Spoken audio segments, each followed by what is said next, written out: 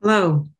I'd like to start by saying that as we continue to live in uncertain times with COVID-19, I do wish for all of you and your families to stay safe. 1955 was one of the worst epidemics on the East Coast of the United States. Hospitals were overflowing. The sidewalks and streets were full of vehicles bringing in polio victims. Triage took place on the sidewalks as best they could, and many died. Social, physical distancing was a very real thing, and homes were quarantined. It was a challenging time. Fortunately, a vaccine came out that same year in 1955 that started to halt the spread of polio across the US. However, they were unable to manufacture and distribute the vaccine quickly enough to all.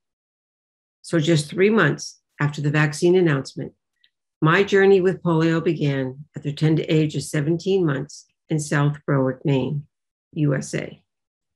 I am the youngest of 5 children and the only child obviously affected. My mother instantly recognized that I had polio as I began to stumble and experience difficulty moving my legs. And with a burning fever, I was taken to the hospital. I spent several months there, initially paralyzed from the waist down. Much of the paralysis disappeared as the fever broke, but it left behind damaged nerves that resulted in weak and useless muscles. Even now, I cannot imagine how my mother must have felt looking down at her little daughter in her crib, or the agony that my parents endured seeing their child go through years of physical limitations and rehabilitation, all the while still caring for my 4 older siblings. When I returned home from the hospital, it was my mom who massaged and moved my legs every 3 hours, determined to have her baby girl walk. I owe so much to my mom, and in many ways, I am who I am today because of her. Since I was so young, I cannot recall this frightening experience. My earliest recollections are of my many surgeries and constant physical therapy at a rehab center 3 times a week, as well as at home. And of course, my many leg braces. Today, though, I am able to walk with limitations. And although I have residual damage in both legs with daily challenges to face, I really am extremely fortunate. But polio doesn't go away after you get it. It lives with you forever. And it has shaped the person that I am today and has guided where I place my volunteer efforts. So you can understand why, after learning about Rotary's polio program, that I wanted to be involved. I personally witnessed the power of Rotary before I even joined Rotary. And it all happened in a small village in India in 2001, where I had the privilege to first immunize children against polio. I immediately realized that I was part of something so much larger than I ever dreamed. And just like the Grinch, my heart grew 3 sizes that first day, and I knew my life would be forever changed. Since that first trip, I've organized and led volunteer teams to participate in polio immunization campaigns in over 10 countries, completing a total of 30 trips. But it's not about the number of trips, and it's not just because I'm a polio survivor. I go because I truly believe that polio eradication will be one of our greatest gifts to all future generations. And since that first trip, I have personally immunized thousands of children in countless villages scattered across Asia and the African continent. I've helped to bring clean water, medical and educational supplies, provide assistive devices, and help to change the lives of hundreds of polio survivors, all through the power of Rotary. How did I do this? Well, I not only found a passion, but I put my passion into action. And all it took was that first step outside my comfort zone onto a plane that landed in India, the land of sensory overload. But the defining moment was connecting with a little girl, a polio survivor, who reminded me of myself as a child. And everywhere I've traveled for Rotary, it has always been about the personal connections and finding ways to help others. Rotary International, the World Health Organization, UNICEF, and the CDC were the key partners that started the Global Polio Eradication Initiative, referred to as the GPEI. Our success attracted the Gates Foundation and Gavi, the Vaccine Alliance, to join us. And in the over 3 decades since, the world has made tremendous progress, reducing wild poliovirus cases by 99.9%. January of last year was the anniversary of the last case of wild poliovirus in India. As I held that little girl named Rukshar, I felt the enormity of India's success.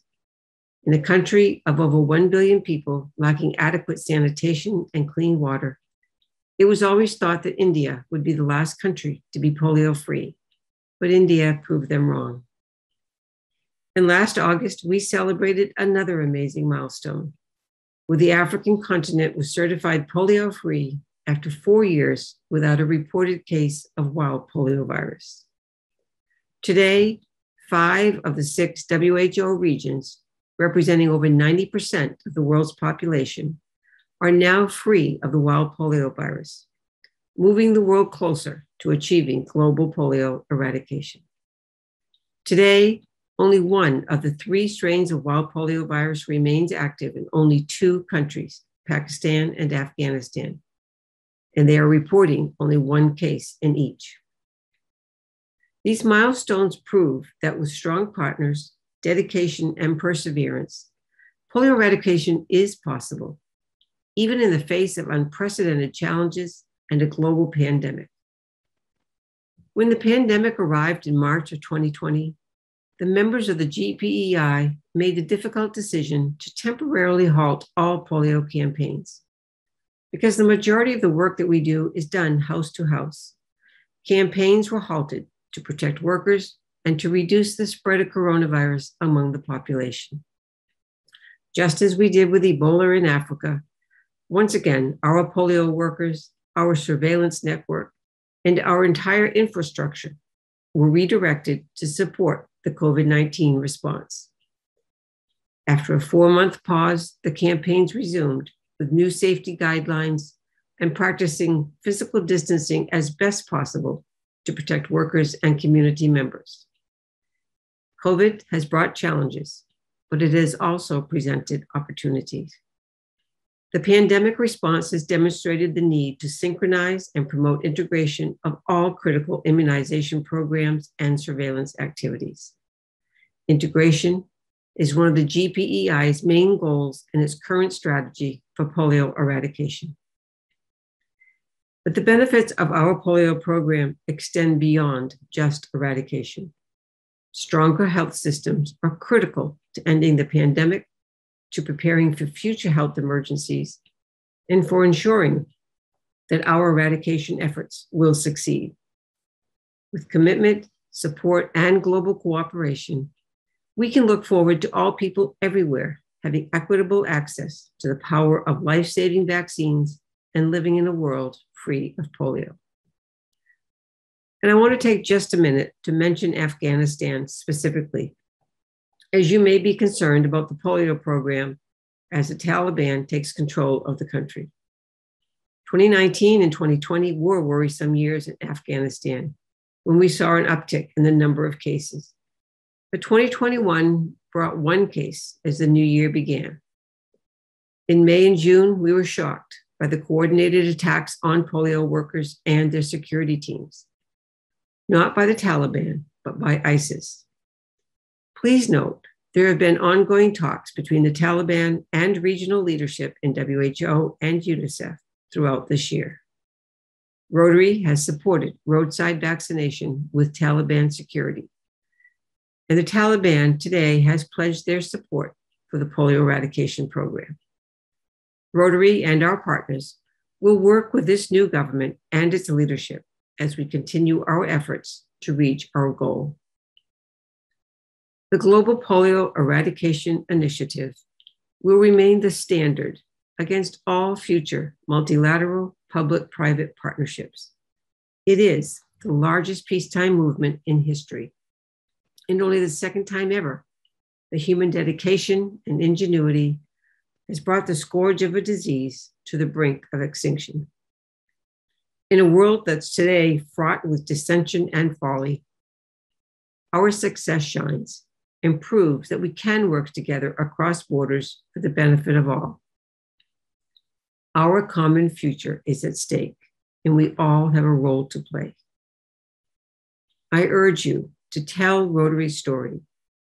Be the best Rotary polio advocates that you can possibly be. And if you have yet to make a contribution to Polio Plus this year, please do so today. As the story of polio continues to be written, make sure you are a part of it. We must continue vaccinating all children from birth to 5 years old in order to reach 0 cases. We've made incredible progress, and we're optimistic that we will succeed in this effort.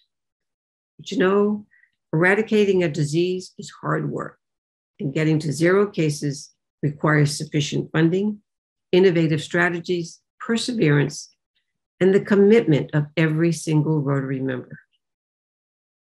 For me, the eradication of polio is personal. Playing an active role in Rotary's eradication program has given me a chance, an opportunity to make a real and lasting difference in the lives of the world's children. It has also made a tremendous difference in me personally. Together, we see a world where people unite and take action to create lasting change across the globe, in our communities, and in ourselves. As an advocate for polio eradication, for immunizations, and for polio survivors everywhere, my life seems to have come full circle. The people I have met, the friendships made, the endless opportunities and experiences, a lifetime of memories, are so much more than I've ever dreamt possible. Several summers ago, I met a new friend named Carol. Carol and I contracted polio at different ages, but in the same year during the same outbreak, but with different results. Just shy of her sixth birthday, on her first day of school, Carol put her head down on her desk because she had a bad headache, and her teacher sent her home. A spinal tap at the hospital, same as I had, tested positive for polio.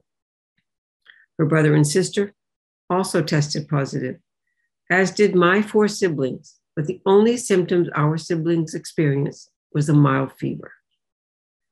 For the next 2 years, Carol remained in hospitals and rehab centers, surviving by living in an iron lung. Carol passed away last December, living much longer than doctors expected.